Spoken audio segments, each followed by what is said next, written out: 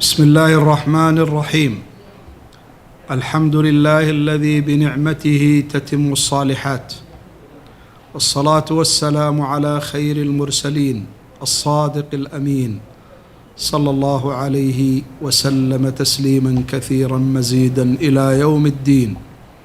وبعد، فإنه وبفضل من الله تعالى وتوفيقه، وفي هذا اليوم السبت 13 من شهر ذي الحجة للعام 1444 هجرية، الموافق 1 يوليو للعام 2023 ميلادية، نعلن في وزارة الأوقاف والإرشاد استكمال أداء حجاج بلادنا البالغ عددهم 24,255 حاجاً لمناسك الحج، ونجاح هذا الموسم وفقاً لما هو مخطط له من قبل الوزارة.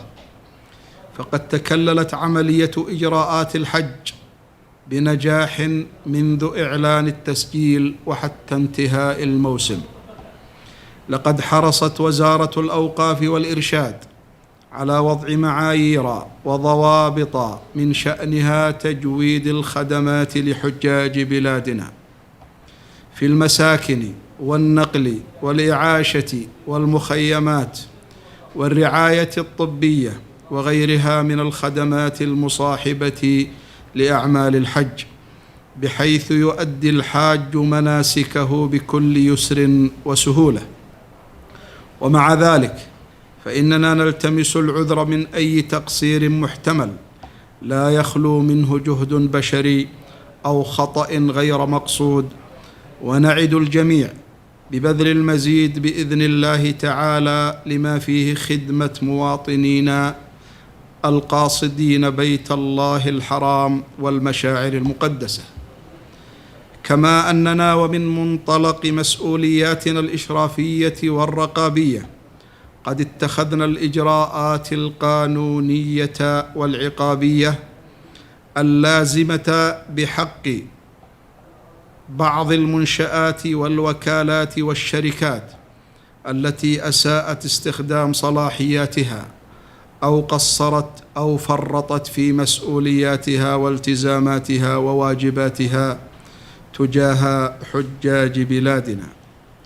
ونحن إذ نعلن نجاح هذا الموسم لنشكر الله سبحانه وتعالى شكراً عظيماً الذي أعان ويسر وسهل لحجاج بلادنا أداء مناسكهم.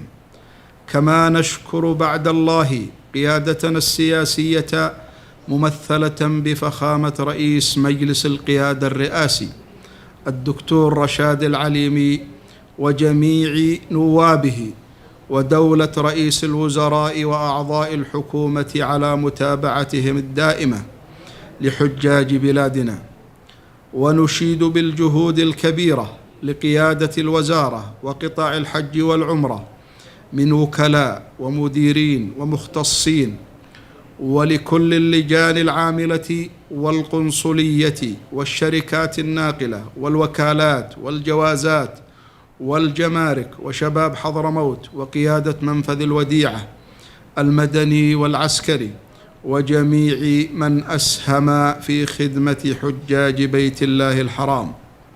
كما نثمن دور الأشقاء في المملكة العربية السعودية على كافة التسهيلات المقدمة لحجاج بلادنا وجميع حجاج العالم الإسلامي، ونثمن كل الجهود والترتيبات التي قدموها لخدمة ضيوف الرحمن، فلهم منا جزيل الشكر والتقدير.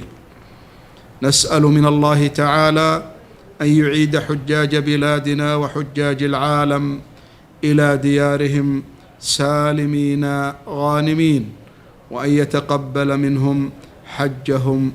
والسلام عليكم ورحمة الله وبركاته.